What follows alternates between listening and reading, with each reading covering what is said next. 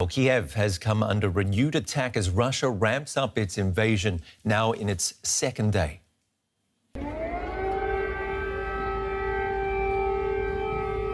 Air raid sirens have sounded in Kiev this morning and blasts were heard in the hours before dawn. An apartment building was partially destroyed after Ukrainian forces said they downed a Russian fighter jet over the capital. Sirens have also been heard in the city of Lviv in western Ukraine. The Ukrainian government says at least 137 people have been killed and hundreds wounded across the country. Russia is continuing its air, sea and land assault, which it launched in the early hours of Thursday morning. Ukrainian President Volodymyr Zelensky says the fate of Europe is being decided in his country. Ukrainian soldiers on the outskirts of the eastern city of Kharkiv, inspecting just some of the carnage from day one of Russia's invasion of Ukraine. Then, after dusk, the destruction continued.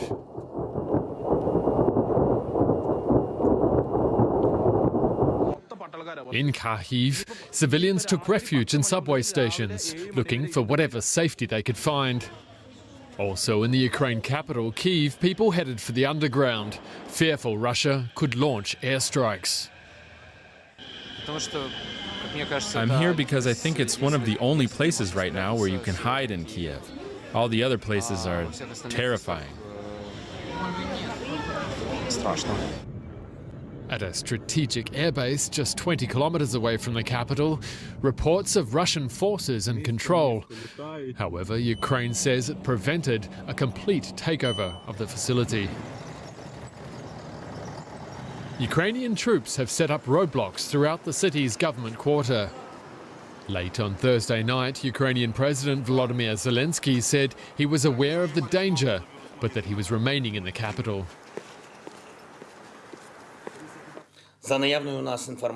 According to our information, the enemy has listed me as target number 1 and my family as target number 2. They want to destroy the country politically, terminating the head of state. Satellite images also show the destruction Russia is raining down on Ukraine. Here, the damage to airfields in the east of the country. And Russia is proving it's not only interested in military facilities. Ukrainian officials confirmed they've lost control of the decommissioned Chernobyl nuclear power plant. The scene of the world's worst nuclear disaster is now in Russian hands.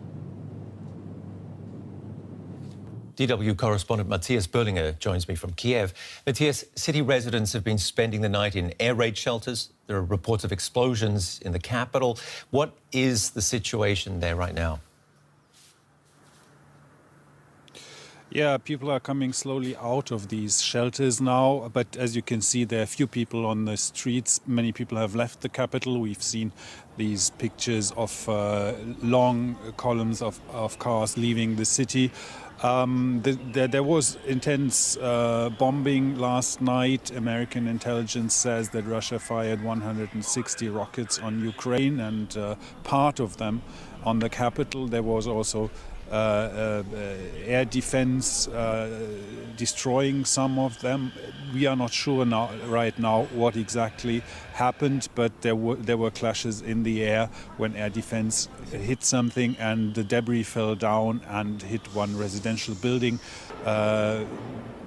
People had been evacuated from there, but the building was burning and we don't really know about casualties yet. So the whole night there were attacks on the capital, and today there is the expectation that Russia will try to move with tanks onto the capital again. Can you give me an idea of the mood among Ukrainians? The family members I've spoken to are staying. Many have been fleeing, and others want to fight.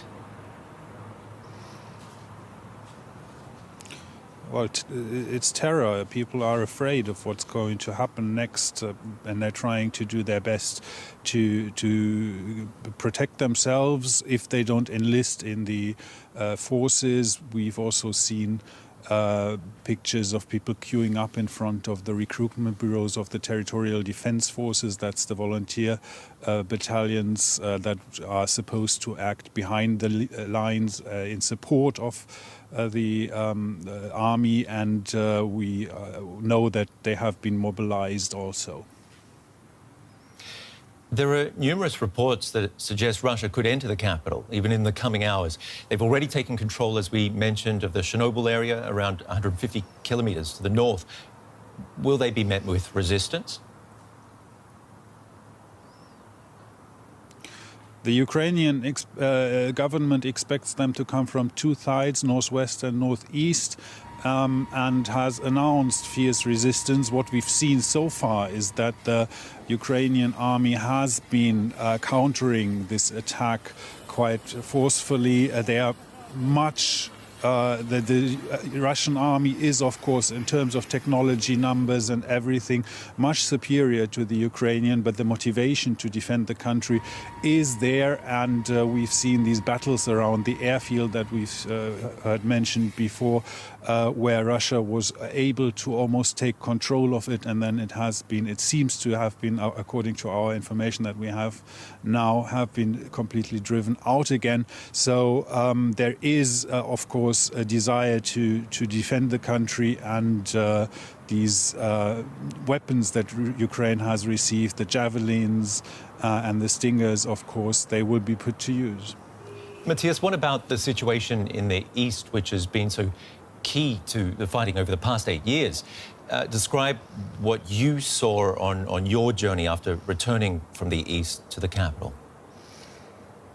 Well, we left pretty early we left the east pretty early, so we didn't witness any of the fighting there. There were a bomb yesterday morning. There were rocket artillery attacks, but we didn't see them. What we know now is that fighting has intensified along the line of contact with these self-proclaimed republics, and also the city of Kharkiv, which is not part of the Donbas, that part of the east that Ukraine has and the separatists backed by Russia have been fighting about for years, but another region closer to Russia, this has also been under attack. So attacks on Ukraine are happening from all sides and from the south as well. So we have reports of heavy fighting everywhere.